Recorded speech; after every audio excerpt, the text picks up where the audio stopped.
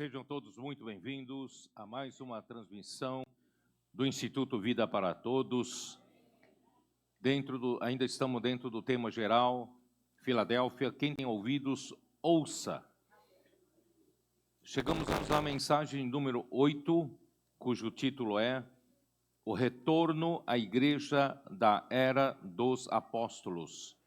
Apocalipse, capítulo 3, versículo 7. Que diz: ao anjo da igreja em Filadélfia escreve: estas coisas diz o santo, o verdadeiro, aquele que tem a chave de Davi, que abre e ninguém fechará, e que fecha e ninguém abrirá. Então vamos nos ater apenas à primeira parte. Estas coisas diz o santo, o verdadeiro. Nosso Deus é o único Deus santo. Ele é totalmente distinto de qualquer coisa semelhante. Ele é o único Deus santo, distinto. E Ele também é o verdadeiro. Além dele, não há outro verdadeiro. Ele é o único Deus verdadeiro, né? Então, aqui, apóstolo Pedro, ele escreveu uma carta, na primeira carta, capítulo 2, versículo 9, que ele diz, com relação a isso, né? 9, diz assim: vós sois raça eleita, sacerdócio real, nação santa, povo de propriedade exclusiva de Deus, a fim de proclamar as virtudes daquele que vos chamou das trevas para a sua maravilhosa luz.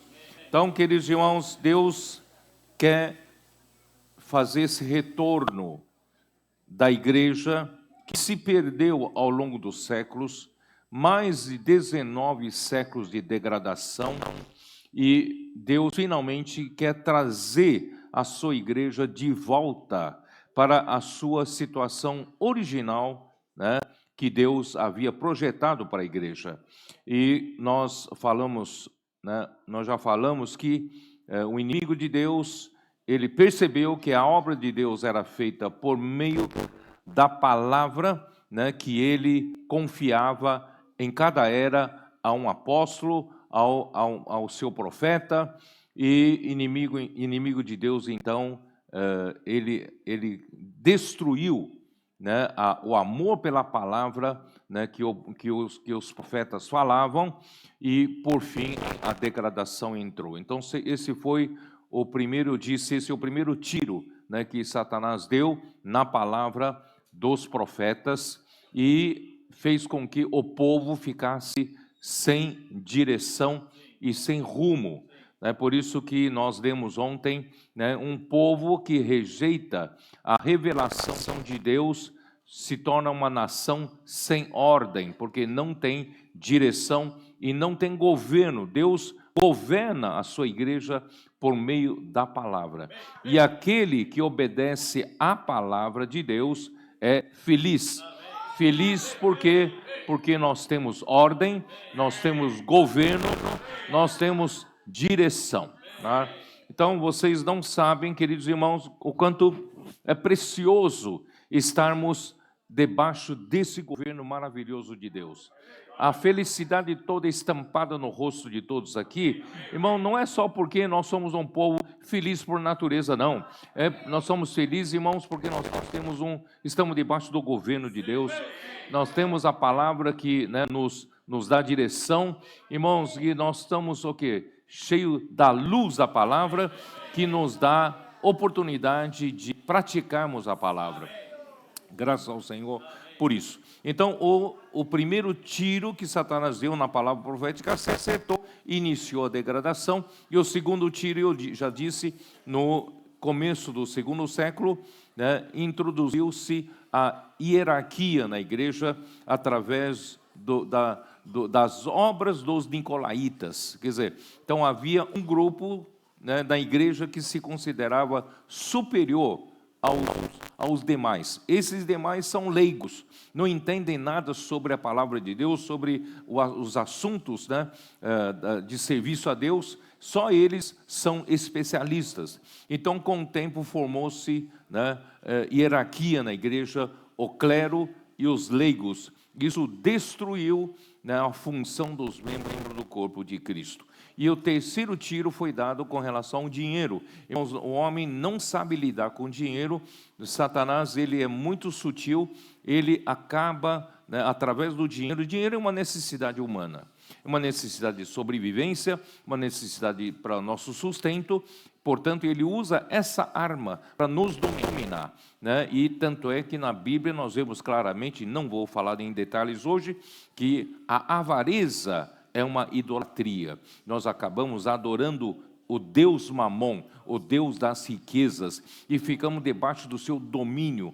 Por isso, irmãos, se nós não nos libertarmos disso, né, nós vamos ainda continuar na degradação. Que é o terceiro tiro que Satanás deu, é assalariar, né, o clero. Os clérigos são assalariados. Quem assalaria acaba tendo, né, domínio sobre quem é assalariado. Por isso, queridos irmãos, o Senhor quer fazer o retorno ao estado original da igreja, né, que Ele projetou. Tá? Então, graças ao Senhor, por isso Ele começa falando com a igreja em Filadélfia. Aquele que fala é aquele que é o santo e o verdadeiro. Tá? Vocês sabem que por desobediência de um só homem, né, nós perdemos esse contato com Deus Santo, certo? Romanos capítulo 5, versículo 19.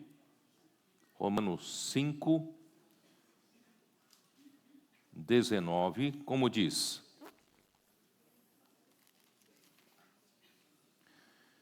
porque como pela desobediência de um só homem, muitos se tornaram pecadores, assim também por meio da obediência de um só, muitos se tornarão justos, né?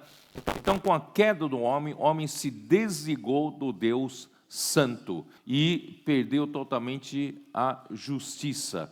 E o homem se tornou pecador, né, por causa da desobediência de Adão. E no capítulo 5 ainda, no versículo 12, diz o seguinte: portanto, assim como por um só homem entrou o pecado no mundo, e pelo pecado a morte, assim também a morte passou a todos os homens, porque todos pecaram, né? Versículo 14: entretanto reinou a morte desde Adão até Moisés, mesmo sobre aqueles que não pecaram, à semelhança da transgressão de Adão, o qual prefigurava aquele que havia de vir, né? Então, o homem se desligou do único Deus santo, único Deus verdadeiro, né? E o homem caiu em pecado, e a morte passou a governar o homem por meio do pecado, né? E também em Romanos capítulo 3, versículo 22, vamos dizer assim, vamos primeiro para o versículo 10. Versículo 10 diz assim: como está escrito, não há justo, nem um sequer, né? Não há quem entenda, não há quem busque a Deus. Todos se extraviaram, a uma se fizeram inúteis, não há quem faça o bem, não há nem um sequer. Tá? E no versículo 22 diz assim: justiça de Deus mediante a fé em Cristo Jesus, para todos e sobre todos os que creem, porque não há distinção, pois todos pecaram e carecem da glória de Deus. Tá? Aí no versículo 24, sendo justificados gratuitamente por sua graça, mediante a ressurreição que há em Cristo Jesus. Quer dizer, nós estávamos sem caminho para voltar para Deus santo e verdadeiro e voltar, porque nós carecemos da justiça de Deus, e graças ao Senhor, nosso Senhor Jesus Cristo veio aqui na terra, morreu na cruz por nós, realizou a eterna redenção, e através da redenção, né, de Jesus Cristo, irmão, nós pudemos ser justificados gratuitamente por sua graça. Então resolveu-se o problema da justiça. E depois de resolver o problema da justiça, precisamos resolver o problema da santidade, né? Porque nosso Deus é um Deus santo. E 1 Pedro, capítulo 1, versículo 16, como diz? 1 Pedro 1, 16. Porque escrito está: sede santos, como eu sou santo.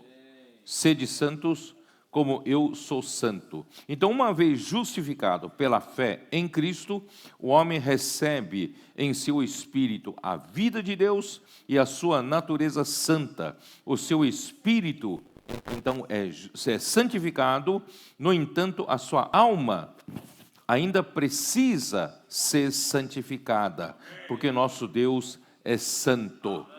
Não sei se vocês entenderam tudo isso que eu estou falando. O homem, pela transgressão de Adão, o homem se desconectou de Deus, e nessa desconexão o pecado entrou no homem, e a morte também entrou no mundo, e a morte passou para todos os homens, e todos pecaram, e todos carecem da glória de Deus.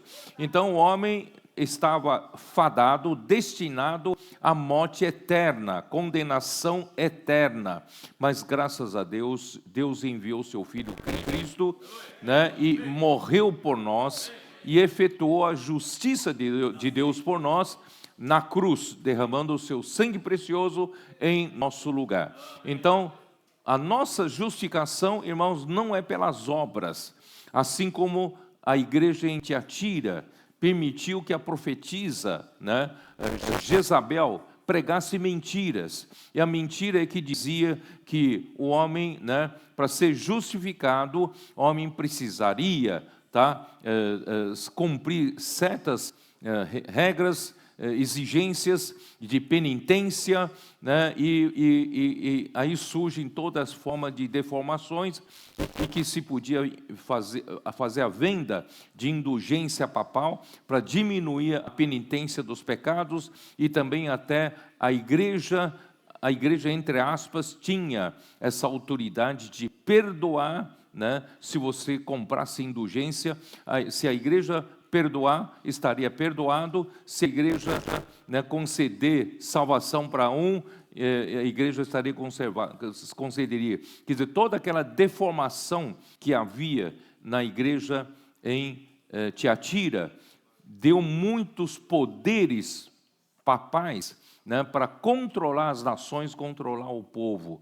Até os reis tinham medo, né, da autoridade papal, porque se o Papa, né, declarasse, né, que algum rei fosse excomungado da igreja, esse rei está fadado a ir para o inferno, para todo sempre, né? Então a igreja tinha essa autoridade. É por isso que aí veio a reforma. A reforma, né, trouxe essa luz, que a justificação não é pelas obras, a justificação é o quê? Pela fé em Cristo Jesus.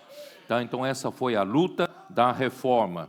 Muito bem. Então, mas uma vez justificado, irmãos, o homem precisa entender que ainda tem mais um passo. Esse próximo passo é a santificação, porque Deus é santo. Mas é importante vocês todos entenderem que no dia em que você creu em Jesus, você ganhou uma posição santa.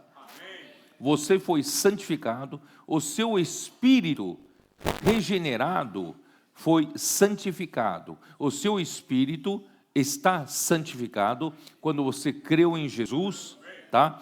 Mas a sua alma, a sua mente, emoção e vontade ainda precisam ser santificadas. E como faz isso, irmãos, é ao longo da sua vida cristã e ao longo do tempo em que você vive aí na igreja.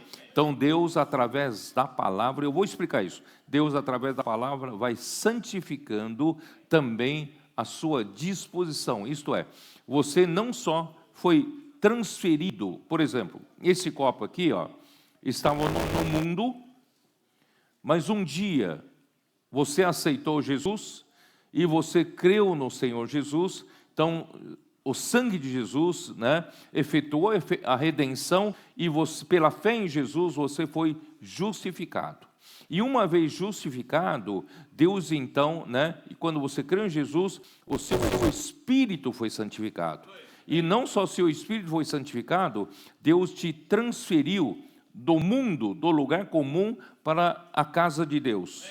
Então, essa transferência fez com que você tivesse uma posição santa.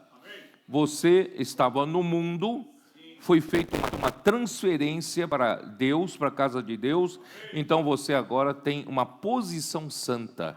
Houve uma santificação de posição, uma santificação posicional, né? Um boi que estava no arado, no campo, é um boi comum no mundo, mas quando o boi é trazido para o altar de Deus, para ser sacrificado, esse boi então é transferido para um lugar santo. Entenderam?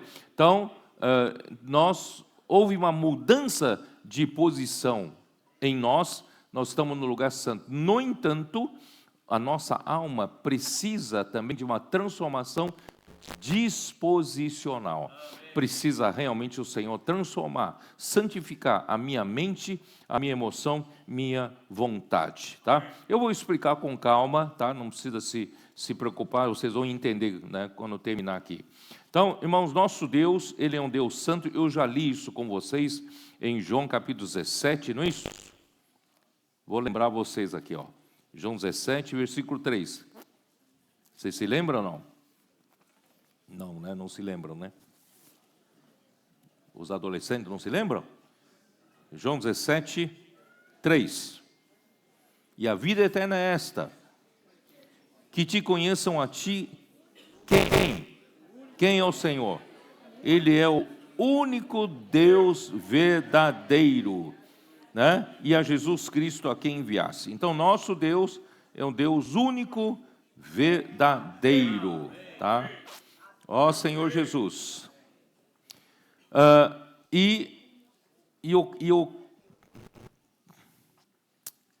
Vamos fazer o seguinte, tá? Eu vou ler primeiro Êxodo 19, sair fora do script, vamos lá. Êxodo 19, quando Deus tirou o povo de Israel do Egito, enquanto eles estavam no Egito, eles estavam em um lugar comum. Agora Deus separou esse povo e o colocou diante dele no Monte Sinai. Esse povo agora está numa posição santa. E Deus separou esse povo em um lugar santo, para quê? Para ele obter uma nação santa. Então, não só ser uma nação santa em posição, mas também santa em disposição. Deus quer trabalhar no seu interior, no interior de cada um, tá? Então, no capítulo 19 de Êxodo, versículo 4, vou repetir. Irmãos, esses versículos eu tenho usado várias vezes, porque esse é um princípio, né? Tendes visto o que fiz aos egípcios, como vos levei sobre asas de águia e vos cheguei a mim. Agora, irmãos, a intenção de Deus é trazer esse povo, tirar do Egito, tirar do lugar comum, tirar do mundo. E agora Deus fez com que esse povo se aproximasse dele. E quem é ele? Ele é o único Deus verdadeiro Ele é o único Deus santo. Ele é o Deus santo. E como nós podemos nos chegar a Ele? Irmão, nós precisamos também ser um povo santo. Por isso Pedro fala, sede santos como eu sou santo. Tá? Então, agora, pois, se diligentemente ouvides a minha voz. Aqui já nos dá uma dica. De que maneira esse povo pode se tornar um povo santo para se chegar a Deus santo? Como? É pela palavra. Se agora, pois, daqui para frente, vocês já estão numa posição santa, né? Eu não sei se eu consegui fazer explicar. Por exemplo, você era um copo sujo no mundo, Deus então tirou você desse vaso e lavou você, limpou você e colocou você aqui nesse lugar, debaixo de uma torneira santa. Entendeu? E você estando nessa posição, você pode receber o quê? Receber a palavra que torna você santo.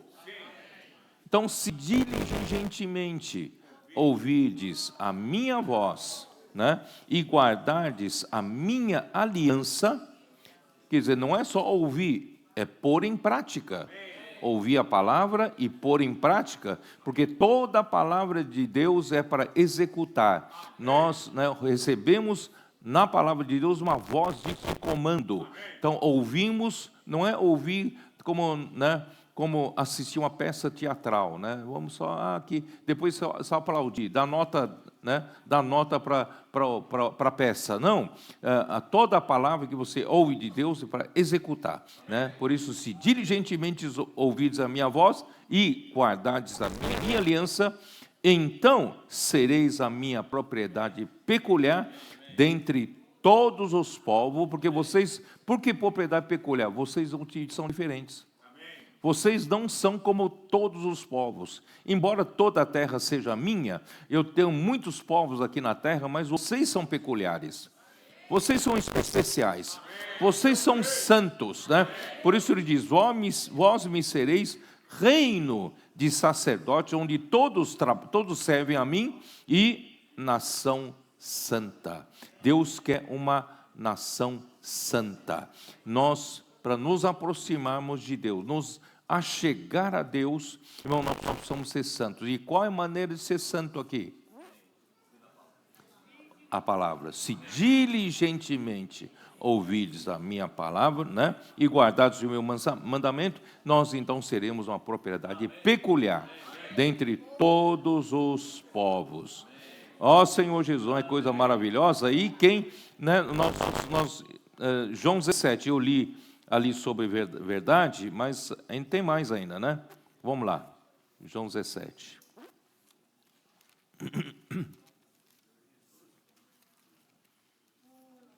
João 17,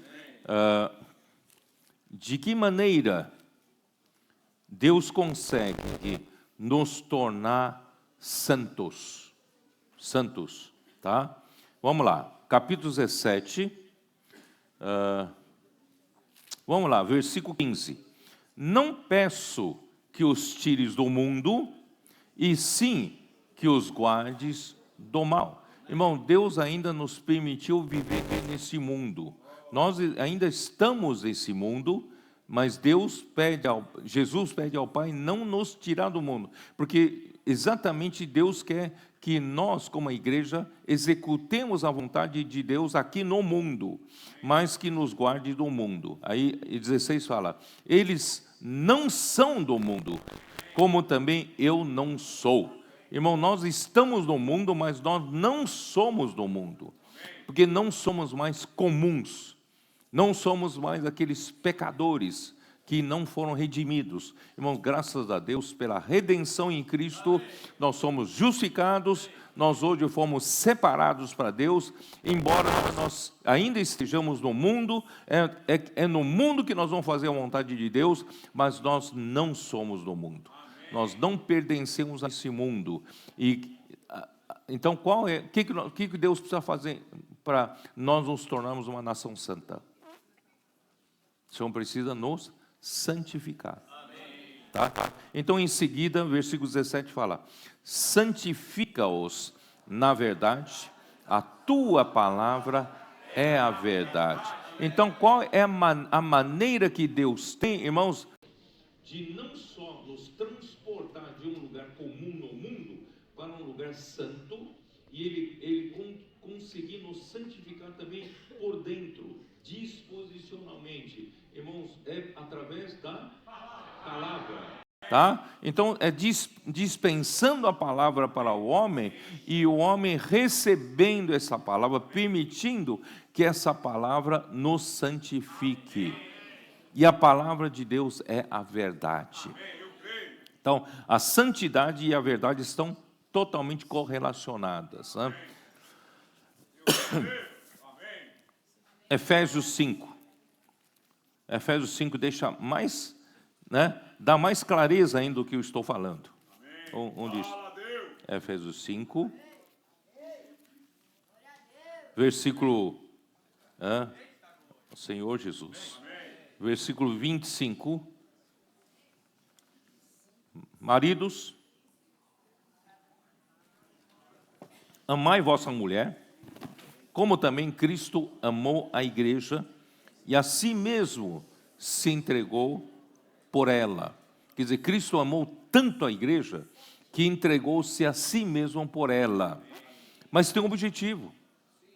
Muitos param por aqui. Cristo morreu por nós. Aleluia, hoje eu não sou mais pecador, eu hoje sou um convertido, sou salvo por Deus, não vou mais para o inferno, eu vou para o céu. Quer dizer, esse é o conceito geral dos cristãos. Irmãos, mas Cristo morreu pela igreja com uma finalidade. Qual é a finalidade? Para que a santificasse. Então, não apenas ele trouxe, né, a igreja num lugar santo, e o processo, né, que Deus quer que Cristo faça com a igreja é santificar a igreja por dentro, por dentro. E como santifica-se a igreja por dentro? Para que a santificasse, tendo-a purificado por meio da lavagem de água pela palavra. Irmão, nós estávamos imundos, estávamos no pecado, e a morte havia entrado em nós. E agora o Senhor nos colocou no lugar santo, e Deus quer nos santificar. Irmãos, Ele precisa nos lavar. Então, a água faz as duas funções. De um lado, irmão, nos santifica, trazendo o elemento santo de Deus, mas, por outro lado, vai nos lavando dos elementos da morte, do pecado, da impureza. É ou não é? Não é exatamente o sangue faz no seu corpo? A corrente sanguínea é a palavra profética, né, que faz circular a vida no seu corpo, de um lado, levando os nutrientes e oxigênio para todas as células do seu corpo, em outras palavras, levando a vida e natureza santas para cada membro do corpo de Cristo, por meio da palavra. Mas, por outro lado, a corrente sanguínea remove de cada célula o dióxido de carbono, né? Gás carbônico, e remove as toxinas, remove o lixo, não é isso? Remove, né, tudo que precisa ser removido. Então, você vê que tem um processo de lavagem.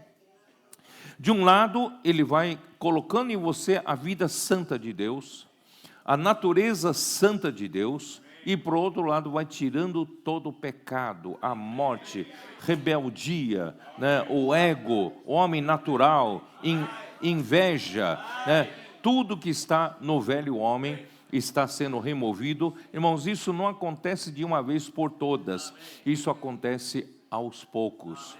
Por isso, irmãos, Deus está fazendo esse processo por meio da palavra, para apresentar a si mesmo igreja gloriosa. Irmão, essa é a igreja que Deus quer obter. E quase 19 a 20 séculos, irmão, de degradação, Deus não conseguiu obter. E agora chegou a hora, irmãos.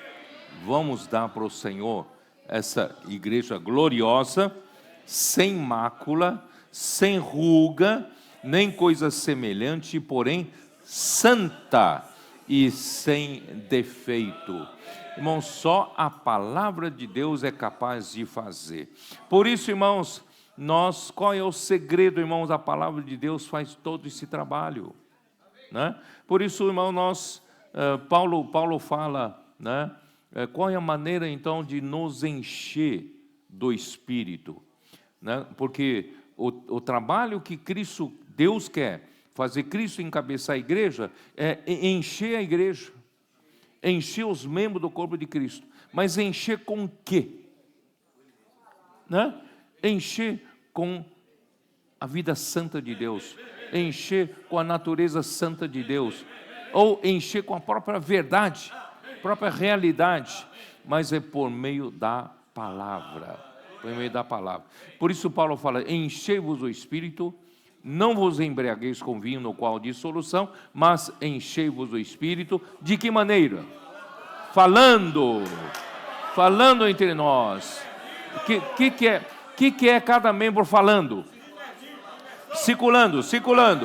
A palavra circula, né? Imersão, né? Ruminando a palavra, mexendo no caldeirão. Irmão, o que está fazendo? Nós estamos fazendo o quê? Circular. E a palavra circulando, irmão, leva vida para todos os membros do corpo de Cristo. Ele edifica a igreja e também elimina, irmãos, tudo que não presta, né? Leva embora. E Paulo também fala em Colossenses 3,16, não é isso? Como é que é? Habite ricamente em vós a palavra de Cristo, instruí-vos e aconselhai-vos mutuamente. Irmão, é isso aí. Os membros do corpo de Cristo têm que fazer circular o quê? Circular fofocas? Circular meramente doutrinas? Não, é circular essa palavra da vida, a palavra da verdade. Irmãos, é isso que Deus faz. Alguns vão falar, peraí, vocês estão inventando isso, né? Não estamos inventando, não. Isso já estava em Deuteronômio 6. É ou não é? O que o Senhor falou em Deuteronômio 6? Primeiro ele apresenta os mandamentos, o estatuto, que é a palavra de Deus, né? E vocês precisam ouvir, precisam guardar a palavra para que, né? Para que tu, teus filhos e filho do teu filho tenha, né? E em todos os dias da tua vida tenham vida, né? Vocês possam, né, ser abençoados e possuir a terra que eu vou dar para vocês, e que os teus dias sejam prolongados. Então, Deus já havia falado para o povo de Israel isso, versículo 4, ouve, ó Israel, o Senhor nosso Deus é o único Senhor, Ele é o único Deus verdadeiro. Amarás, pois, o Senhor teu Deus de todo o teu coração, de toda a tua alma e de toda a tua força. Irmão, não divida esse amor com o mundo. Se alguém amar o mundo, o amor do Pai não está nele. Irmãos, Deus, Ele é Deus zeloso. Ele é ciumento. Ele não quer dividir o seu coração com o mundo.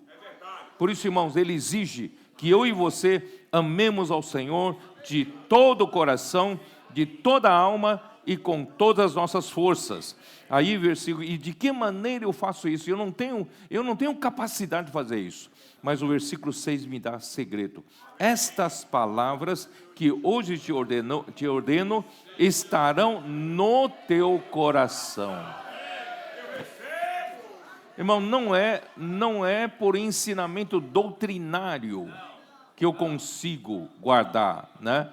Amar o Senhor. Não, a palavra tem que ser inculcada no meu coração, gravada no meu coração. Aí por isso ele fala, tu as inculcarás a teus filhos, e delas falarás assentado em tua casa, e andando pelo caminho, e ao deitar-se, e ao levantar-se. Irmãos, isso é dormir com Deus, acordar com Deus.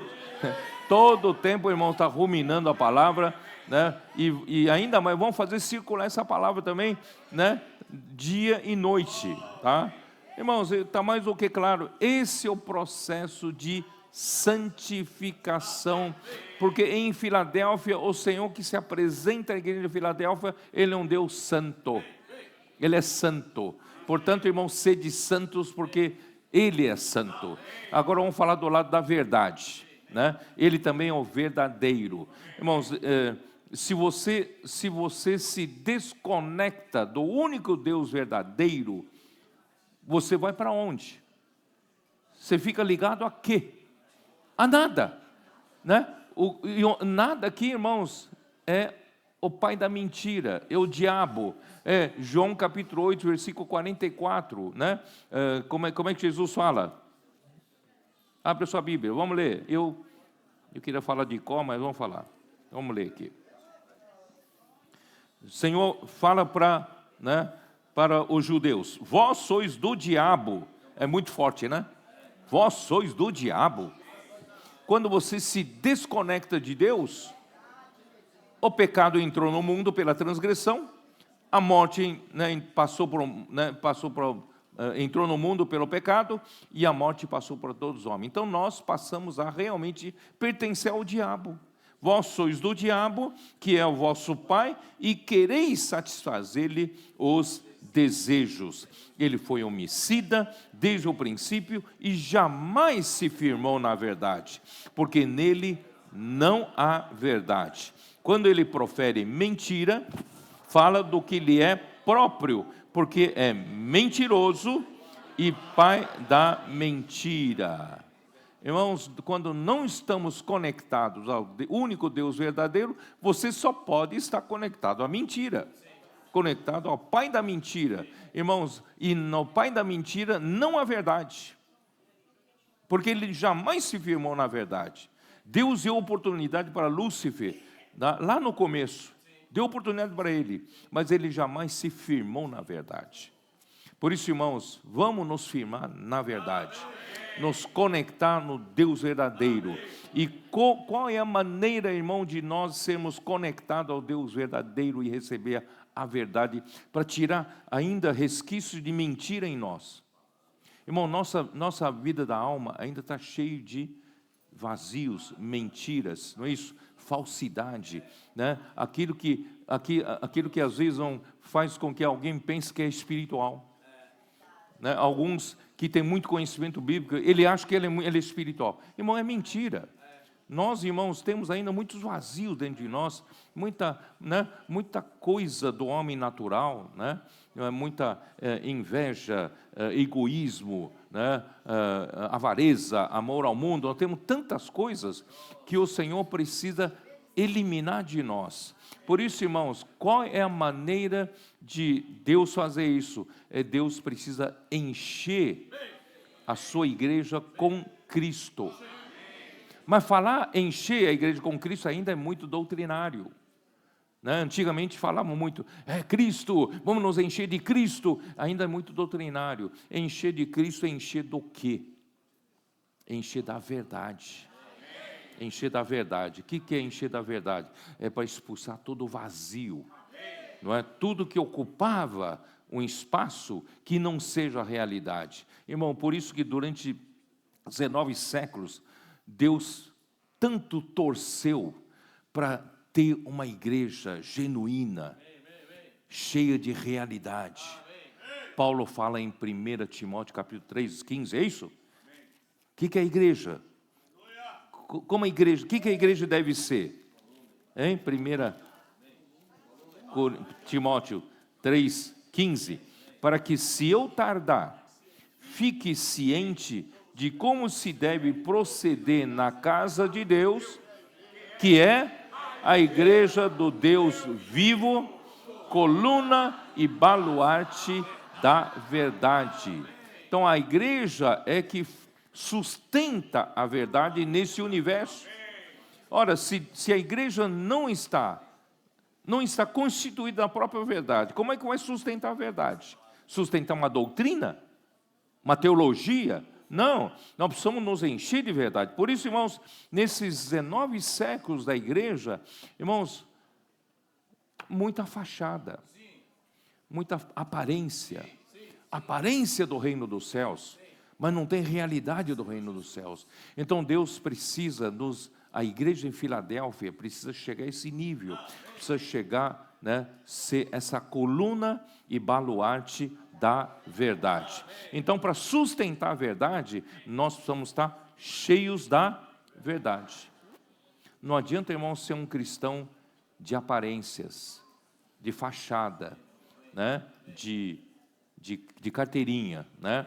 Irmão, nós precisamos nos encher da verdade. E nos encher da verdade como, irmão? De novo, é a mesma coisa. É através da palavra. A palavra nos traz o quê? A santidade e também a verdade.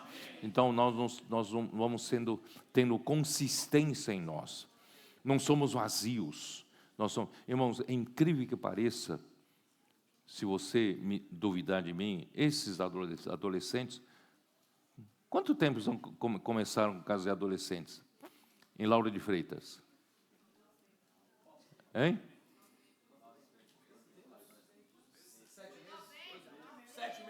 7 meses. Em Salvador, menos tempo, né, Edson? 5 meses. 5 meses.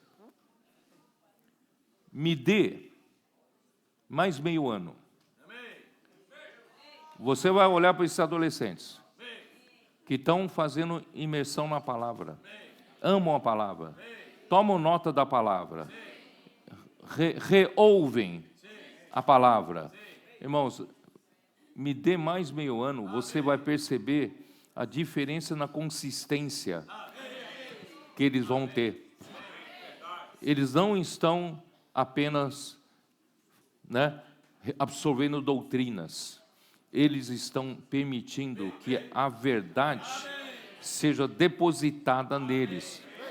Talvez eles nem percebam, mas o que eles estão fazendo, estão praticando, irmãos, imersão na palavra, não é isso? Eles estão fazendo o quê? Permitindo que a verdade seja depositada neles. Pouco a pouco, pouco a pouco. Irmãos, né, eu falo isso, sabe, como é que fala? Porque eu sei disso, porque já tem adolescentes há quase 1 ano fazendo isso. Eu percebo consistência neles. Eles são constituídos. Eles têm muita consciência. Não despreze a mocidade, não. Desculpe falar, alguns deles têm mais realidade do que muitos religiosos. Por isso, irmão, não desista, irmãos, da imersão na palavra, né, fazer com que a palavra seja inculcada no seu coração. Irmão, isso vai fazer toda a diferença. Vai passar um tempo, irmãos, nós não teremos apenas a aparência de piedade, como Paulo fala em Timóteo, né? Só aparência de piedade. Irmão, desculpa falar, tem gente que engana os outros. Ele é espiritual. Oh, irmãos, vamos orar, né? Vamos esperar em Deus. Então, irmão, isso é só aparência de espiritualidade. Nós precisamos ter consistência através da palavra, imersão na palavra, inculcando a palavra. Irmãos, né? Os adolescentes sabem, é só perguntar, né? Qual é a vontade de Deus? Pronto, eles já rapidamente vão para Efésios capítulo 1, versículo 9 e 10. Está certo ou não? Por quê? Porque já tem consistência. Já está sendo constituída pouco a pouco neles. Irmãos, é isso, tá? Então infelizmente, irmãos, a degradação... por que encher de Cristo é encher com a verdade? Eu não terminei de ler João 17, né? Então, João 14. João 14, como diz? Hein? João 14. João 14. Versículo 6, como diz? Respondeu-lhe Jesus: eu sou o caminho, e a verdade, e a vida. E ninguém vem ao Pai, senão por mim. Porque o Pai é o único Deus verdadeiro. Ele é o único Deus santo. Ninguém vai chegar até o Pai, que é santo, que é verdadeiro, que não seja por meio de Jesus. Porque Jesus é o caminho, Ele também é a verdade para você se ligar ao Pai, né? E ele também é vida. Essa vida, ele é a vida é a vida santa, a vida com a natureza santa de Deus. Portanto, irmãos, se você se encher de Cristo, você estará se enchendo de vida, estará se enchendo da própria verdade, da realidade. Irmão, você tem um caminho livre para chegar ao Pai. Esse Pai, ele é o santo e ele é o verdadeiro, tá? E infelizmente, irmãos, a degradação entrou, né? Afastou a igreja do verdadeiro, encheu-a de mentiras. Isso me refere a 2 Timóteo 3,15, que eu acabei falando de cor, né? 2 Timóteo, vamos dar uma olhada, 2 Timóteo 3,15, porque a degradação afastou a igreja do verdadeiro, 3,5, né? 3,5, tá? Afastou a igreja do verdadeiro e encheu-a de mentiras, falsidades e vaidades, né? E Sardes não foi capaz de completar o seu trabalho, e Laodiceia só possui a aparência de piedade e não tem um poder, não tem o seu poder. Dá uma olhada aqui no 2 Timóteo 3,5. Tendo forma de piedade, negando-lhe, entretanto, o poder. Foge também destes.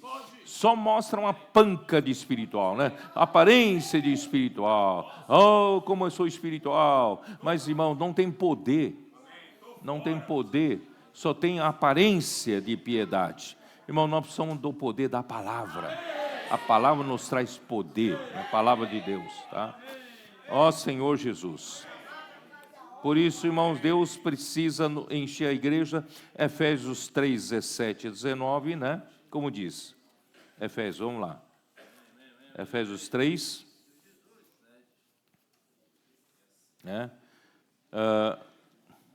E assim, habite Cristo no vosso coração. Quer dizer, não é apenas receber doutrina no nosso coração. Irmão, permita que Cristo faça morada no seu coração. O seu coração é composto pela consciência, que faz a ligação do espírito com a sua alma, e que é a sua mente, emoção e vontade. Então, permita que Cristo habite no seu coração, né? Ele faça morada na sua mente, né? Na sua emoção e também na sua vontade. E dessa forma o quê? Pela fé, estando vós arraigados e alicerçados em amor, quando você deixa Cristo habitar no seu coração, irmão, pode ter certeza, Deus, o que? Arraigou, você lançou raízes em Deus, raízes de amor, né? Raízes no amor e também de amor, porque, irmãos, Deus é amor. Deus faz, através de Cristo, chegar esse amor de Deus até nós. Irmão, toda a obra de Deus é feita com a base no amor. Sem amor, a obra de Deus não existe. Então, graças a Deus, Deus é amor e nos arraiga em amor em toda a sua obra, a fim de quê? A fim de poderes compreender com todos os santos qual é a largura, o comprimento e a altura e a profundidade. Aqui não fala de quê? Irmãos, nós entendemos que é a própria dimensão de Cristo. A largura, o comprimento, a altura, profundidade. Irmãos, não são dimensões físicas. A gente muitas vezes pensa logo na dimensão física. Qual é a largura? Quantos mil quilômetros? Né? O comprimento, quantos mil milhas? Irmão, aqui não está se falando de dimensões físicas. Essas dimensões são dimensões da eternidade. Na outra dimensão, na dimensão de Deus. Por isso, irmãos, nós sozinhos, nós não conseguimos entender nem na nossa lógica e nem individualmente. Graças a Deus, irmãos, quando nós somos inseridos no corpo, com a experiência do corpo, todos nós juntos, buscando o Senhor, inculcando com a palavra, irmão, nós vamos conseguir ser levados para outra dimensão. Por isso que nós cantamos aí, a vida da igreja, a igreja está em outra dimensão, né? Eu quero ser transportado para outra dimensão. Irmãos, as coisas de Deus não são limitadas, eu já disse, a esse mundo visível. E a fé é um portal que faz com que você passe dessa dimensão física, né, de tempo e espaço, para outra dimensão, a dimensão de Deus celestial e espiritual, que é uma dimensão da eternidade ilimitada. Tá? Então, irmãos, nós só vamos conseguir, né, conhecer essa dimensão juntamente com todos os membros, irmão, como eu sou apenas um membro. Por isso, irmão, nós precisamos viver essa vida da igreja com os irmãos. Esse viver da igreja, irmãos, é que nos faz ir para outra dimensão. Por isso, essa alegria toda é porque estamos sendo transportados, atravessando aquele portal, nós estamos indo lá na dimensão da eternidade, experimentando coisas que nessa dimensão não se experimenta. Né? Então, irmãos, nós estamos compreendendo com todos os santos essa dimensão de Cristo e conhecer o amor de Cristo. E o amor é uma coisa intangível, mas nós conseguimos conhecer, sabe, nessa outra dimensão, conhecemos o amor de Cristo que excede todo entendimento, porque a nossa mente lógica não entende, né? E que excede todo entendimento é para quê? Qual é a finalidade de tudo isso? Não é como alguns dizem, para dizer, eu sou espiritual, eu conheço toda a Bíblia, eu sou isso, eu sou aquilo. Não, é para que sejais enchidos, sejais tomados de toda a plenitude de Deus. Irmãos, o objetivo de Deus fazer tudo isso conosco, enquanto nós vivemos aqui como igreja, é para quê, irmão? O que Deus está fazendo? Deus está nos enchendo de Cristo, enchendo da sua vida santa, enchendo da sua verdade, da sua realidade, nos enchendo até o quê? Até a plenitude de Deus. Então, quando a igreja chega nesse nível de plenitude de Deus, irmãos, Deus então consegue usar a igreja como instrumento para quê? Está vendo? Ó? Eu não falei que os irmãos sabem, para encabeçar todas as coisas. Porque aí, quando a igreja chegar no nível de encabeçar, ajudar Cristo a encabeçar todas as coisas, é quando a igreja chega ao nível de ser a plenitude daquele que a tudo enche em todas as coisas. Efésios 1:23. Quando a igreja chegar nesse nível, que é a plenitude de Deus, pronto, a igreja está pronta para ser usada, para Deus encabeçar Cristo sobre todas as coisas, tanto as do céu como as da terra. Por isso, irmãos, como é importante a igreja em Filadélfia, irmãos, ter esse Senhor que é santo e verdadeiro, porque Ele quer realmente obter alguma coisa consistente, alguma coisa que possa trazer o Senhor de volta e cumprir a vontade do Senhor. Ó Senhor Jesus. Ufa, vamos ver o que falta aqui. Acho que eu falei tudo aqui. Né? Agora vamos falar um pouquinho de história, vamos? Deixa eu ver, que horas são? Ainda tem um tempinho. Né? Vamos falar um pouco da história. Então, eu falei de Sardes da última mensagem, né? A igreja de Sardes, apesar da reforma trazer coisas maravilhosas, como uma Bíblia aberta, né, para todos os filhos de Deus, nós hoje, graças a Deus, temos a Bíblia aberta. Mas apesar de ter trazido a Bíblia aberta e também restaurada uma verdade fundamental, que é a justificação pela fé, mas, irmãos, a reforma desde o século XVI, né, até o século XVIII, o século XIX, até o século XIX, irmão, não saiu muito dessa única verdade restaurada, que é a justificação pela fé. Tá? Umas outras coisas, tal, mas não saiu muito disso. Então ficou em torno de... Porque aquela luta para se libertar do poder papal era tão grande que eles ficaram só nisso, concentrados nisso.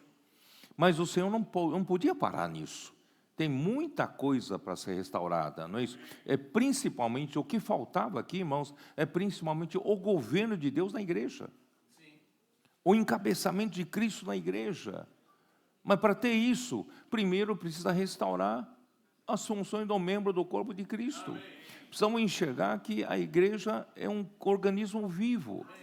Infelizmente, né, depois que saíram da reforma, saíram da igreja em Tiatira, a reforma continuou, irmão, preso a muitas coisas que na igreja em Tiatira, né, estavam presos, né?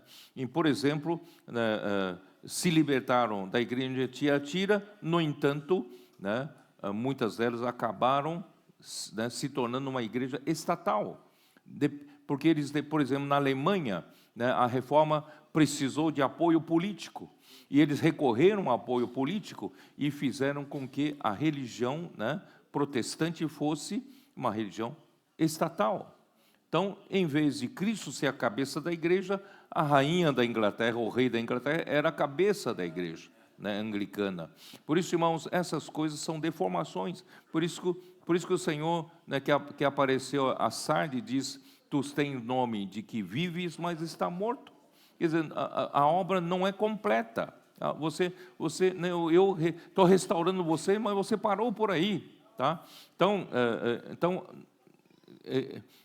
Bom, então eu vou mostrar para vocês.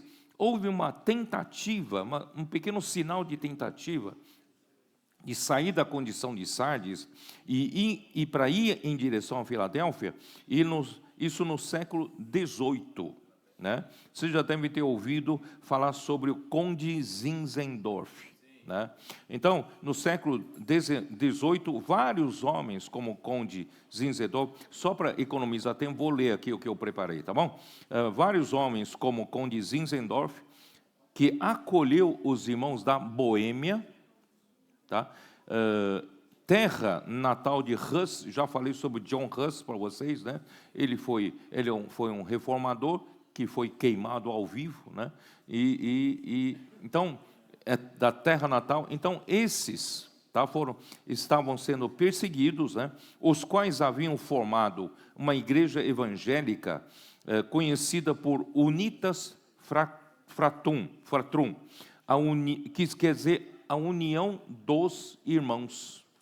O que quer dizer isso? O que quer dizer isso? Isso quer dizer, irmãos, que eles finalmente enxergaram que a hierarquia na igreja não era bíblica, não é? Não existe hierarquia na igreja, clero e leigos. Então eles começaram a ir em direção a chamar um ao outro de irmãos, tá? Mas isso tem um certo pano de fundo, né? Porque eles eram perseguidos, né, quando a Boêmia foi vencida pela Áustria. Aquele governo, né, o novo governo implantou a contra-reforma, né, a contra-reforma católica para exterminar os evangélicos. Por isso, eles fugiram daquela região, né, da Boêmia, e se refugiaram, né, nesse lugar que Zinzendorf havia preparado. Então, vou contar um pouco. Zinzendorf nasceu numa família de alta sociedade em Dresden, na Alemanha, no estado de Saxônia. Em sua propriedade em Herrnhut, no leste da Alemanha, onde irrompeu um avivamento morávio dos morávios, né, que foram para lá, e gerou profundos desejos de santificação e dedicação missionária. Então houve um pequeno sinal, sabe? Um pequeno sinal. Ele já procurava reavivar os membros de Sardes. Já os membros da igreja de Sardes, depois de alguns séculos, já estavam frios. Através de pequenas reuniões de estudo bíblico e oração, vistas como eram chamadas de igrejinhas dentro da igreja, né? Ecclesiolae in Ecclesia, movimento liderado por Spener. Porém, o movimento não foi além de reunir os crentes em busca de bênção. Então, eles reuniam, né, pessoas de todos os todos que tinham pano de fundo diferentes, aí reuniam nesse lugar apenas para buscar bênção. Tá? Não se buscou revelação na palavra sobre a unidade do corpo de Cristo, e nem em Cristo, como Cristo seja de fato a cabeça da igreja. No entanto, houve o início de desmantelamento do sistema clerical, que eles se chamavam uns aos outros de irmãos. Então, eu fiz questão de fazer esse pequeno registro, tá? Mas não passou muito disso. Por quê? Porque eles reuniam pessoas de diferentes, né, antepassados, antecedentes religiosos, de grupos, e chegavam, ele acolhia todos na sua propriedade, e ali podia haver brigas, né?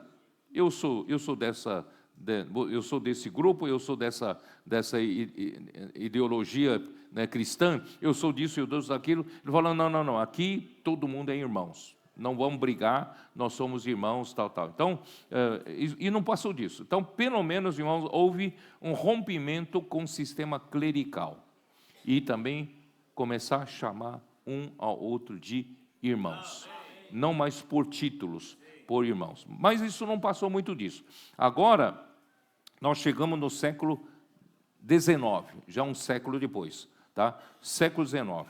A reforma deu aos cristãos uma Bíblia aberta para o público, porém, basicamente, ela estacionou na luz da verdade que os libertou do sistema corrompido de Roma e da justificação pela fé. Os que ousassem examinar a palavra de Deus mais profundamente eram censurados e chamados de hereges, fanáticos e inovadores. Tá? Então, os que vieram depois de Lutero permaneceram associados com o sistema eclesiástico de seu país, tendo os seus governadores como sua cabeça. Quer dizer, continua ligado a um Estado. Tá? E os que saíram dos sistemas eclesiásticos, os que não estavam ligados a algum Estado, instituíram vários grupos cristãos que tinham a mesma opinião em alguns pontos doutrinários, tais como batismo, ceia ou governo da igreja. E assim, irmãos, cada instituição diferenciava-se das outras pela sua própria confissão de fé. Cada grupo tinha a sua própria confissão de fé e adoção de uma denominação com organização própria, separando-se umas das outras. Aí começou a ter várias denominações, várias divisões no meio do protestantismo. Tá? Porém, na primeira terça parte do século XIX, Deus operou nos cristãos uma melhor compreensão a respeito da unidade entre os cristãos, a unidade do corpo de Cristo, do qual Cristo é a cabeça. Então, finalmente, irmão, no século XIX, começou a haver essa revelação, essa busca para saber, afinal de contas, a igreja o que é? A igreja é meramente uma instituição religiosa? A igreja é meramente um lugar para os cristãos se sentirem bem, para ter cultos? Não, a igreja é um organismo vivo. A igreja é o corpo de Cristo. Então, pelo menos, houve, né, um movimento nessa direção. Isso é bom, né? Houve nessa direção. E essa manifestação era algo novo que não acontecia desde os dias dos apóstolos, desde o primeiro século, né? Não havia ninguém preocupado com isso. E agora, no século XIX, o Espírito começou a trabalhar, começaram a ter preocupação com relação à unidade, né, do corpo de Cristo. Infelizmente, irmãos, os cristãos não saíram das grandes ou pequenas organizações instituídas pelos homens, tentaram praticar a unidade, dando as mãos por cima das barreiras e divisões, ou dando as mãos por cima dos muros. Oi, tudo bem, sou cristão também sou, mas eu sigo minha confissão de fé, você segue a sua confissão de fé, não é isso? Então o século XIX também foi marcado por um século de missões, começaram a lançar missões, né? E essas missões alcançaram a China. Graças a essas missões, a China foi alcançada, Japão, África, viu, Ami? A África foi alcançada nessa ocasião, principalmente Uganda. Uganda foi alcançada nesse momento. Nova Zelândia, Tasmânia, Ilhas Fiji. Tá? E também foi nessa época que houve um despertamento acerca da volta do Senhor. Por isso, irmãos, quem ama a volta do Senhor tem tudo a ver com Filadélfia. Tá? Assim, irmãos, foi surgindo um movimento chamado de Os Irmãos. No Brasil é conhecido como Irmãos Unidos. Tá? Mas eles, originalmente na Inglaterra, eles eram conhecidos só de The Brethren, né? Os Irmãos. Tá? Os Irmãos. Na verdade, não é que eles se chamavam disso, é que as denominações chamavam, né, eles dessa forma. Tá? Então, surgiu-se então esse movimento, e os líderes do movimento da Reforma negligenciaram as muitas verdades mais importantes da Bíblia e pensaram ser suficiente a verdade sobre a justificação pela fé em meio à superstição papal, à infidelidade e à imoralidade do clero romano. Quer dizer, a coisa era tão feia, né, por parte da igreja em Tiatira, e os reformadores acharam que, se libertando desse sistema tão maligno, né, e defendendo a justificação pela fé, era o suficiente. Não, a igreja não pode parar nisso, né? Então, o Espírito de Deus, então, despertou alguns nas Ilhas Britânicas, na primeira parte do século XIX, para estudar com maior profundidade as Escrituras Sagradas, para conhecer melhor a respeito das palavras da profecia. Onde está isso?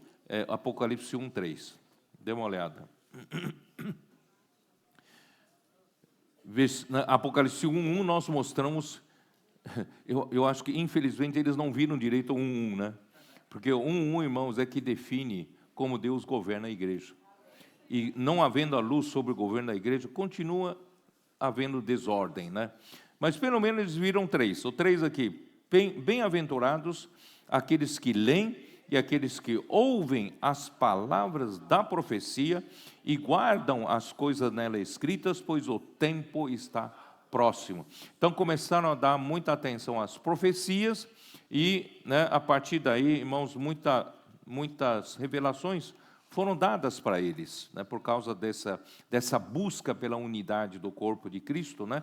Então, outros buscaram revelação na Bíblia acerca da igreja como corpo de Cristo e o governo do Espírito Santo, mas ainda o governo do Espírito Santo é algo abstrato, né? Eram todos, ou também buscar a igreja como noiva de Cristo, como se nunca havia falado já nesse meio, desde o tempo dos apóstolos até, né, o século XIX, não se falava mais sobre isso, mas agora estavam buscando, né, ver esse aspecto da igreja como a noiva de Cristo também. Todos esses itens eram totalmente novos desde a Reforma, ou até mesmo desde o período dos pais apostólicos. Esse interesse pelas verdades da Bíblia fez surgir as reuniões proféticas. Inicialmente compareciam tanto clérigos quanto leigos nessas reuniões, chamadas reuniões proféticas. E na Irlanda eram frequentadas principalmente pelos irmãos unidos, pelos irmãos. E também que são os que não seguiram o sistema clerical e tratavam-se uns aos outros só de irmãos, né?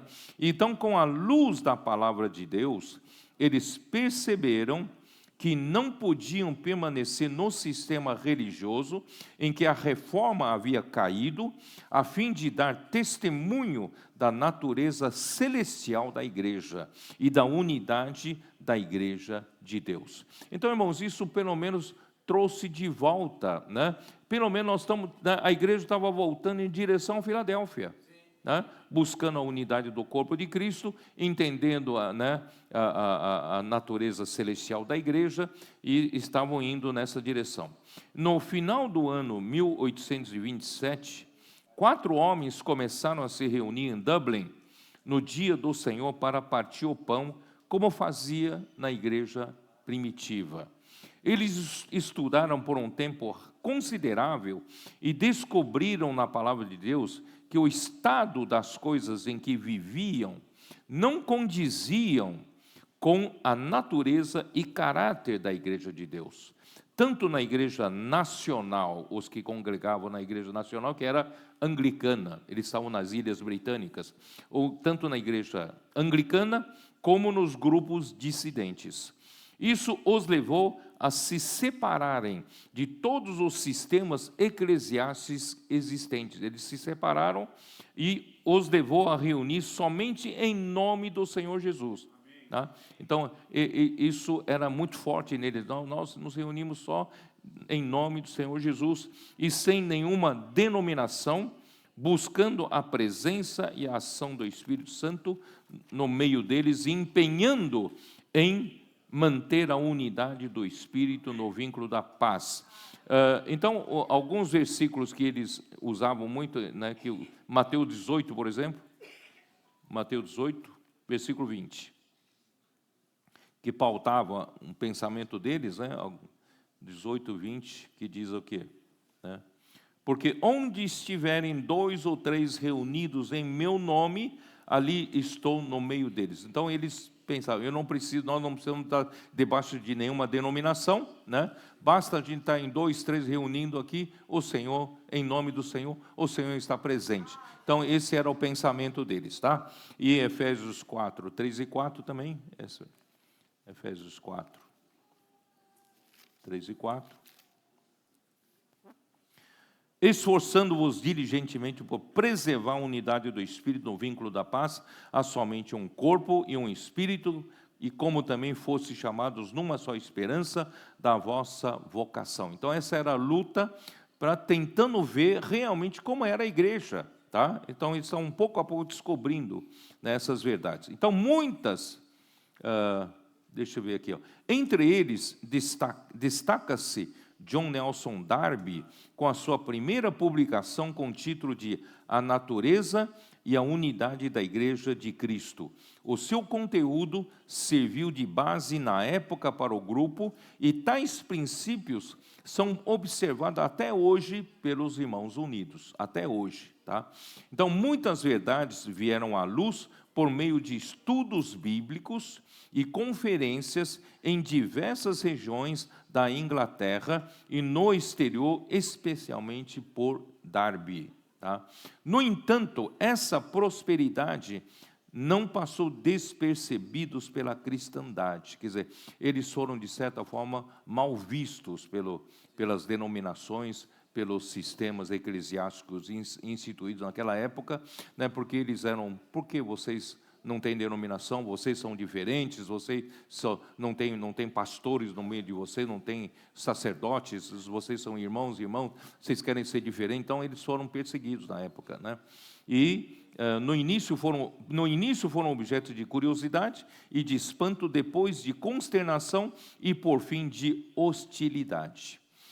O fato de não adotarem um nome como as demais denominações constrangeu a muitos. Parece que isso acabava definindo o erro dos outros, né? Não, denominação está errada, então nós não somos nenhuma denominação, e isso acabava condenando as denominações. Então, eles eram perseguidos, e por isso eles foram denominados segundo o local onde se reuniam, ou segundo os homens que se destacavam entre eles. Por exemplo, o termo irmãos de Plymouth, você já ouviu em algum momento? Né, era usado para os irmãos que se reuniam nos arredores do porto inglês de Plymouth. Tá? Eles viram o erro do sistema clerical e passaram a chamar uns aos outros somente de irmãos, baseado em Mateus 23, 8. Eu já li isso uma vez, mas vamos lá ver. 23, 8. são esses versículos que pautaram, né, a atitude deles. 23:8, vós, porém, não sereis chamados mestres, porque um só é vosso mestre, e vós todos sois irmãos. Nós somos irmãos, né? Por isso, irmãos, entre nós não tem títulos. Tem pastores? Tem pastores. Tem mestre entre vós? Tem mestre. Mas não usamos como título, né? Como função, tá? Senhor Jesus, vamos lá. Onde estou? Vós, porém, né, já li, e preconizavam o que estava escrito em Mateus 18:20, né, já li isso, né? Porque onde estiverem 2 ou 3 reunidos em meu nome, ali estou no meio deles. Por isso, rejeitavam qualquer organização formal de uma denominação cristã. Eles acreditavam na presença e na ação soberana do Espírito Santo, na palavra do Senhor, baseados em João 16, né, 7 a 14. Vamos lá, João 16.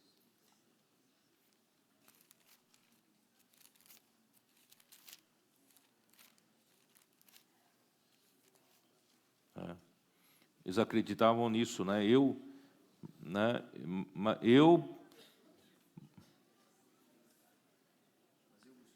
eu vos digo a verdade, convém-vos que eu vá, porque se eu não for, o Consolador não virá para vós outros, se porém eu for, eu vou-lo enviarei, né? Então, irmãos, claro, eu não vou ler até o versículo 14, tá? Então, só para vocês verem que eles tiveram essa visão de que Cristo, né, morreu, e o Espírito foi enviado, e o Espírito é o Espírito da verdade, que nos guiará a toda a realidade, tá? Então, essas pouco a pouco foram as visões que eles tiveram, e, no entanto, irmãos, faltava-lhes a visão de que a palavra revelada teria de vir de um canal autorizado por Deus para trazer ao povo de Deus a voz de comando. Então, estava faltando a voz de comando. Isso, né, permitiu que houvesse, então, a divisão no meio deles. Aí aconteceu uma divisão 20 anos depois, divisão em Plymouth, entre os anos 1845 a 1848, o inimigo estava... Eu estou lendo o que André Miller escreveu, tá? Então, eu não tenho autoridade para falar, ele sabe, tá? Então, ele escreveu. O inimigo estava trabalhando silenciosamente através de Newton, um dos primeiros obreiros em Plymouth, seguiu um curso distinto dos demais. Ele exercia grande influência sobre os membros ali. Depois de um tempo disfarçado, passou a minar e neutralizar as verdades ensinadas pelos irmãos, promovendo a entrada rastejante do clericalismo que gradualmente cresceu até se tornar um sistema definido. Até que, em 1848, ficaram evidentes os seus graves erros eclesiásticos, mas também heresias quanto à humanidade de Jesus, conforme escreveu André Miller em seu livro A História da Igreja, volume 4. Irmãos, eu estou citando isso porque eu não sei, tá, se isso é correto ou não, mas é o ponto de vista de André Miller. Houve grandes desentendimentos quanto à aceitação para a comunhão no partir do pão. Uns eram a favor de serem rígidos na aceitação para zelar pelos princípios da Bíblia, para evitar a entrada de heresia e do abandono da visão da unidade da igreja. Outros sustentam que devem ser mais abertos na comunhão. Bom, é isso que eu queria comentar um pouco para vocês. Irmãos, os irmãos unidos passaram a dar atenção para a unidade do corpo de Cristo, e eles enxergavam, irmãos, a mesa do Senhor, no partir do pão, uma coisa extremamente rígida, né, para aceitação da comunhão do corpo. Se você deve ser aceito como, né, membro do corpo ou não. Então, daí então surgiu essa divisão. Há uns que, né, do lado de Darby, precisamos ser mais sérios para admitir de nós partirmos o pão juntos. Então, essa herança dá tanta importância para o partir do pão, né, chegou até nós. Entendeu? Aí que você vê nós ficamos extremamente influenciados por isso, né? A partir do pão aí, tanto é que uns ficam brigando por outro. Eu já tenho estabelecer mesa do Senhor, você está partindo pão de divisão, aquela coisa toda, né? Então, irmãos, isso tudo surgiu dos irmãos unidos, tá? Então, alguns então preconizavam que para eu aceitar você para comunhão, né, da mesa do Senhor, então eu preciso ter certeza que você tem a visão do corpo. Você, né, não vai aceitar nenhuma doutrina que eu acho que é heresia, né, que é isso ou aquilo. Então, eles se tornaram um grupo chamado de irmãos exclusivos, irmãos mais fechados. E o Newton levou, né, era mais aberto. Então, são os irmãos, né, mais abertos. Aí aceitava mais coisas, aceitava de tudo. E todos podem participar da comunhão. Então, eles davam muita importância à chamada comunhão, que é o partir do pão. Tá?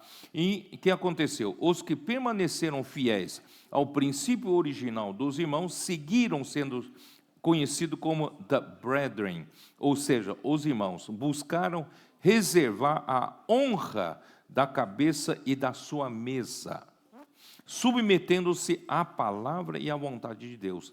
Eles foram chamados de irmãos exclusivos. E ninguém que defende ou sustenta os pontos de vista de Newton deve ser recebido em comunhão. Quer dizer, se você faz parte, né, do partido de Newton, não vamos aceitar você no partido do pão. Entendeu? Então, houve essa cisão, essa divisão entre eles. Quer dizer, até mesmo uma busca na união do corpo de Cristo conseguiu segurar a divisão. Então, vocês veem que ainda não é por aí. Ainda falta alguma coisa, não é isso? Então, os irmãos que seguiram, né, a Newton foram chamados de irmãos neutros ou irmãos abertos por causa da sua neutralidade com relação à igreja, pela adoção de uma linha independente, né, à igreja. Irmãos, talvez na próxima mensagem eu ainda vou citar um pouco sobre isso, mas eu quero dizer para vocês, irmãos, que o próprio Watchman Nee, em seu livro A Ortodoxia da Igreja, ele fala assim, os irmãos unidos foram em direção certa, mas o que falhou aqui? O que faltou? Eles foram em busca da unidade do corpo de Cristo, mas para Watchman Nee faltou a visão do limite da localidade, limite de que há uma igreja em uma só cidade. Tá? Então, essa é a limite. E eu vou continuar depois nas outras mensagens, mostrar para vocês também isso está certo, trouxe grande benefício para nós, mas não foi suficiente. E o Senhor abriu para nós mais coisas. Tá? Então assim, o que aconteceu? Aconteceu que os irmãos mais fechados, exclusivos, eles então se tornaram um grupo, onde quer que esteja, né, onde estiver, eles formaram como se fosse uma igreja, entendeu? Então, uma igreja realmente, na visão do Watchman Nee, com uma unidade maior do que uma cidade. Tá? Então, eles se tornaram uma só unidade. E os irmãos abertos trilharam, segundo o Watchman Nee, trilharam pelo caminho de congregacionalismo. Viraram congregações independentes. Aqui nós somos autônomos, aqui a gente tem nossos próprios pregadores, a nossa própria linha, mas em uma congregação ou outra, a gente se aceita, nós somos irmãos abertos, mesma coisa, só que aqui, certo? Aqui defino eu, você lá define você, nós por conveniência não estamos juntos, você entendeu? Irmão, infelizmente, alguns dentre nós que saíram, irmãos, tomaram esse caminho. né, tomaram esse caminho, que é de congregacionalismo. Né? Cada congregação independente, eles têm os seus pregadores, têm os seus líderes, tal, e por conveniência eles se reúnem de vez em quando, mas que não deixam de seguir esse caminho. Irmão, não é por aí. Não é por aí. Né? A igreja é mais do que isso. É o corpo de Cristo, tá? Então eu vou ler os passos necessários para a Filadélfia, né? Irmãos, é lidar, primeiramente, irmãos, tem que lidar com a perda do primeiro amor, já na igreja de Éfeso. Apocalipse 2,4, não é isso? Dá uma olhada. Apocalipse 2,4. Por que começou a degradação? Tudo começou com a perda do primeiro amor. Né? 2,4. Tenho, porém, contra ti que abandonaste o teu primeiro amor.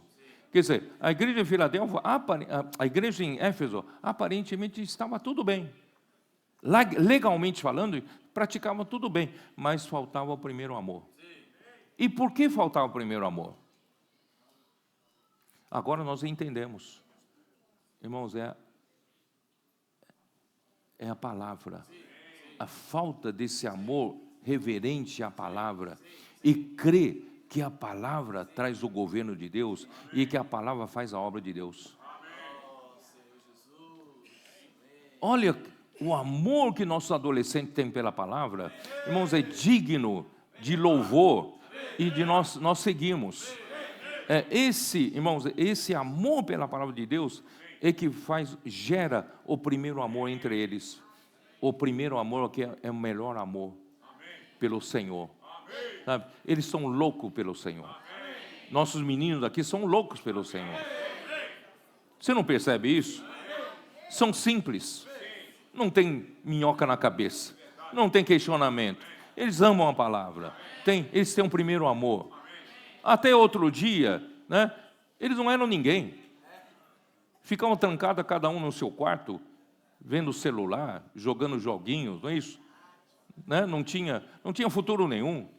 E agora, irmão, de repente, eles amam tanto a palavra, não é isso? A palavra pauta a vida deles, e eles têm um primeiro amor pelo Senhor. É ou não é? Ou estou falando uma coisa que não é verdade? Não é?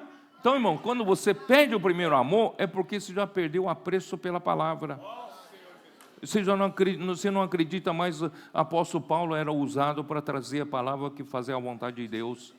Né? Você não crê que João era usado para trazer uma palavra da vida, né? A palavra da verdade. Irmãos, é por aí que se perde o primeiro amor. Tá? Então, primeira coisa, tem que restaurar o amor pelo ensino dos apóstolos, que é Atos 2:42. Tem que restaurar essa linha, irmãos. É o ensino dos apóstolos. Por isso, essa questão, irmãos, os irmãos unidos terem restaurado por meio de várias conferências e estudos bíblicos, ou reunião profética, né? Para quê? Porque o Senhor ainda estava usando nessa transição eles para trazer à tona, à luz, muitas verdades. Estava trazendo. Então, eram necessários esses muitos estudos bíblicos, né, reuniões proféticas, para poder essa luz começar a vir. Mas, irmãos, quando restaurar o ensino dos apóstolos, irmãos, não é mais assim que se atua. Não sei se eu estou sendo claro. Né? Imagina só, depois tem o ensinamento dos apóstolos, mas também entre nós tem vários estudos bíblicos livres. Então, cada um dá a sua interpretação. Aí volta para a cultura grega, de democracia, onde, né, qualquer filósofo traz a sua linha filosófica. Irmão, na igreja não é assim. Na igreja tem um canal de Deus que fala a palavra. Né? Então, enquanto estavam no processo de ir para Filadélfia, isso foi usado, funcionou, certo? Né? Reuniões proféticas, estudos bíblicos e tal. Mas, irmãos, quando se tem um ensinamento dos apóstolos, cabe a nós, se houver estudo bíblico entre nós, é para comunhão do ensinamento dos apóstolos. Não sei se os irmãos estão entendendo. Não é para eu dar uma outra interpretação. E o homem gosta de cada um dar a sua interpretação. Irmão, isso confunde o povo de Deus, tá? Então, isso é um adendo que eu quero fazer para vocês. Por isso, irmãos, precisamos restaurar o amor pelo ensino dos apóstolos, crer e praticar a palavra profética, inculcando-a no coração, a qual produz o primeiro amor pelo Senhor e amor fraternal entre nós, para edificar a igreja, constituindo-se da verdade e de realidade divina. Irmãos, é isso que eu falo, irmãos, que é como tecelagem, né?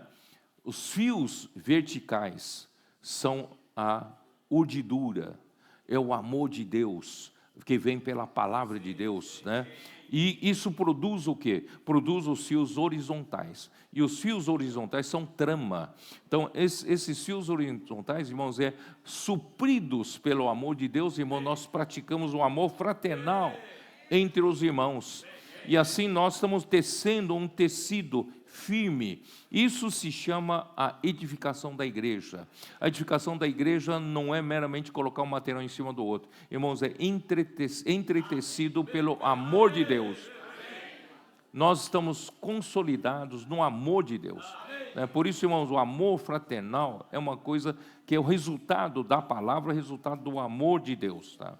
Então, segundo ponto, rejeitar as obras dos nicolaítas, eliminando por completo, irmãos, o sistema clerical e restaurando a função de cada membro para a edificação do corpo de Cristo, isso é, restaurando totalmente o sacerdócio de cada um.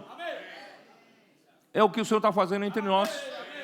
Hoje, irmão, desde nossas crianças, pré-adolescentes e adolescentes, jovens, né, meia-idade, intendentes, cabeça branca como eu, irmão, todos estão sendo úteis no corpo de Cristo.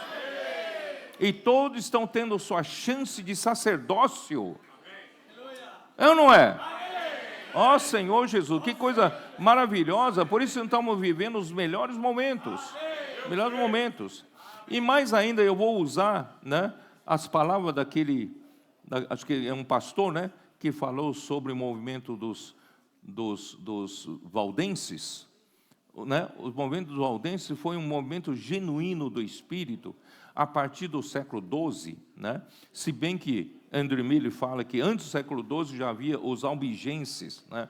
Mas, irmãos, eu quero me ater aos valdenses porque ali se teve o quê? O Pedro Valdo mandou traduzir, né, acho que Novo Testamento para a língua, né, da franco-provençal, que é a língua do povo daquela época, da sua região, né? E ele começou, como era proibido quem não era clero, né, mexer com a escritura, então ele então providenciou com que os seus vendedores, comerciantes, saíssem com uma bolsa dentro da túnica, escondido, né?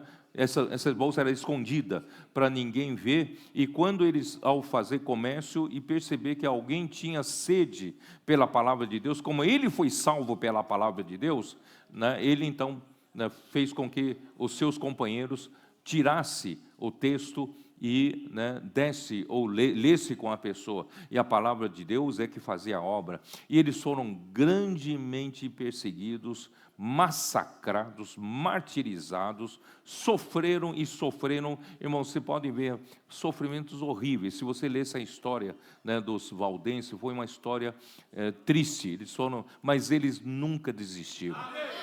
Nunca desistiram, foi difícil extingui-los. Eles constituem, dessa época de século XII, irmão, essa linha prateada da graça de Deus, que permaneceu na era mais trevosa da história da igreja. E só que esse pastor no final falou, mas por que eles extinguiram? Existem até hoje, mas o seu fogo, o vigor, acabou, né? Porque enquanto eles, irmãos, aí esse pastor falou o seguinte, quando eles aderiram à reforma no século XVI, eles acabaram se tornando mais um dentro do movimento da reforma. Aí acabou esse movimento né? Então ele fala assim, Duas coisas, irmão, quero alertar vocês que ele falou. Primeiro, ele falou assim, por que acabou? Porque nós temos que crer que nós não podemos agarrar-nos à revelação que o Senhor nos deu até hoje. Nós precisamos crer que o Senhor tem sempre novas revelações. Esse é um ponto principal.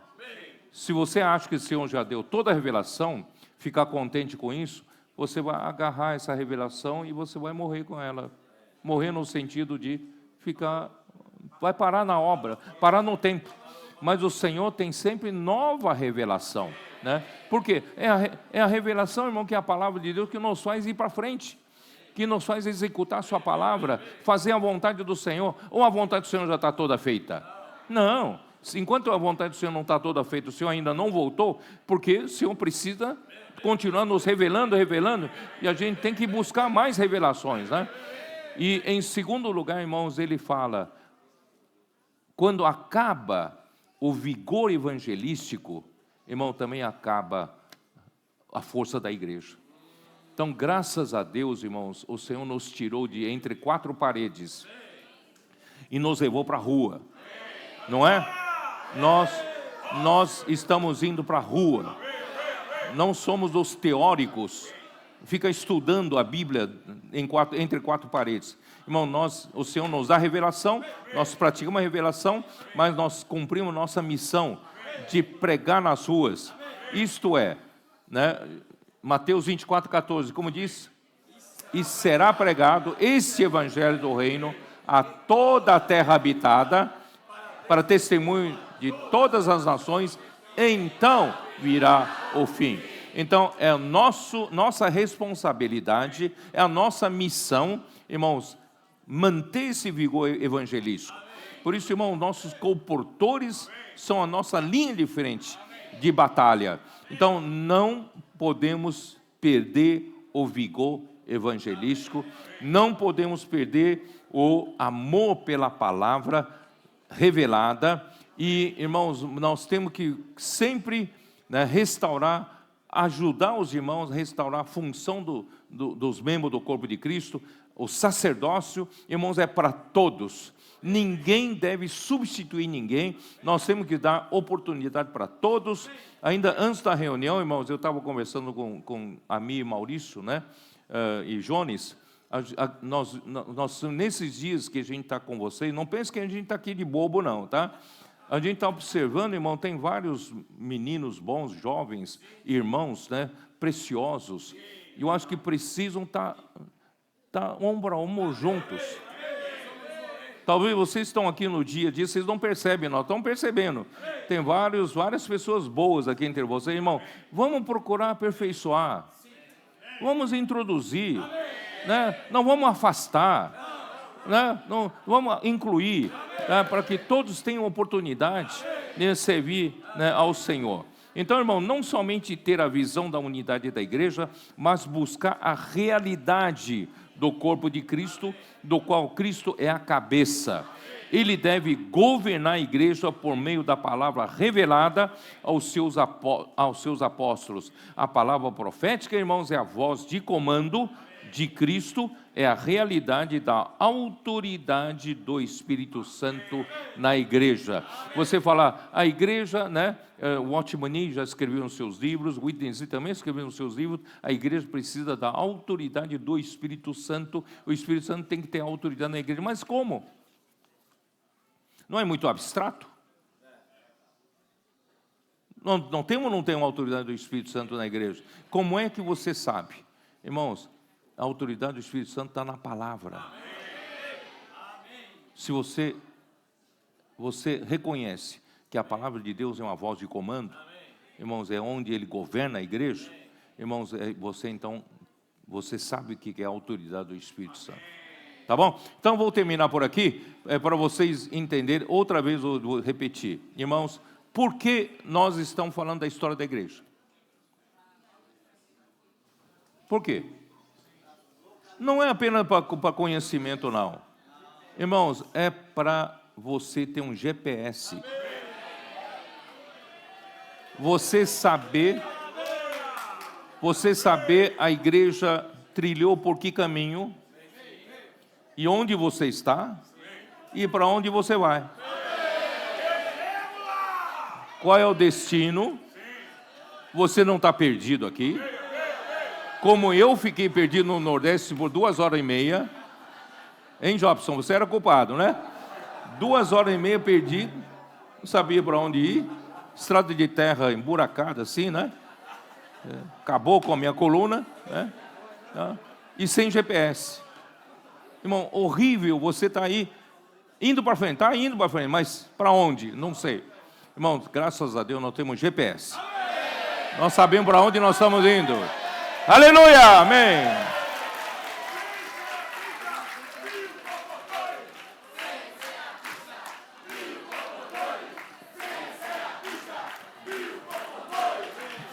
Grande milagre, irmãos, que Deus fez ali em Portugal, num lugar estratégico, com o intuito de ganhar todo aquele continente.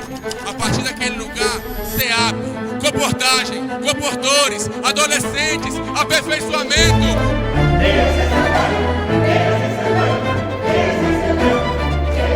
Todas as pessoas levando o evangelho do reino. Uma semana de comportagem, mais de 850 livros semeados. Irmãos, para vocês terem uma ideia, somente na Europa nós alcançamos por meio da comportagem 150 países. E o Daniel veio até mim, guiado por Deus, guiado pelo Espírito Santo. E toda aquela angústia, toda a aflição que eu sentia dentro do meu peito foi embora. E ajudou completamente. Foi um milagre. Estamos com 24 comportores que estão rodando, né, com a base fixa em Lisboa, mas também estão rodando por toda a Europa. Uma coisa que tem me tocado muito é que, apesar de sermos esse pequenino rebanho, o Senhor está operando grandemente, com experiências sobrenaturais, alcançando pessoas de toda a terra. Nós temos casa de adolescentes funcionando, revitalizando as igrejas, levando os irmãos a serem aqueles que servem, que honrem. Temos uma casa de adolescentes que é integral. Nós achávamos que não íamos conseguir praticar isso, mas a palavra profética que faz a obra.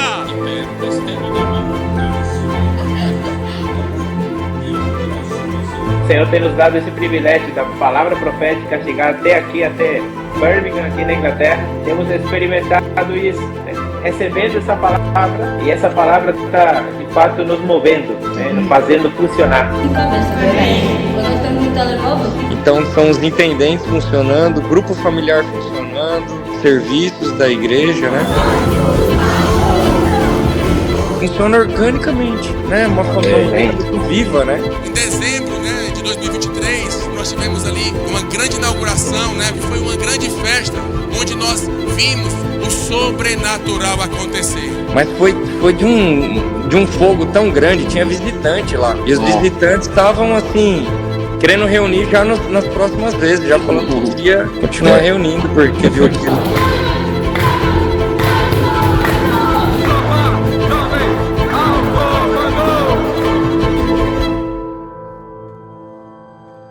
E eu creio, irmãos, até a volta do Senhor, Ele vai nos surpreender. Ele vai nos fazer coisas maiores. Irmão, nós vamos descolar e vamos decolar, né? E vamos dar para o Senhor uma igreja em Filadélfia, em que Ele pode fazer a sua vontade.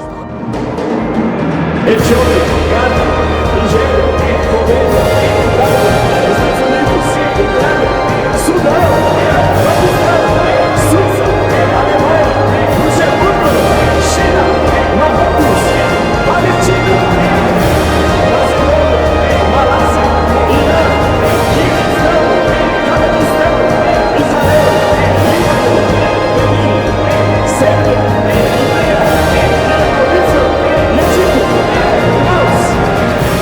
Hoje, irmãos, nada para o mover do Senhor na Europa. A Europa é do Senhor. A Europa que alegria, irmãos! Que maravilha, né? Que frescor! Que delícia pregar o evangelho! É muito bom fazer comportagem!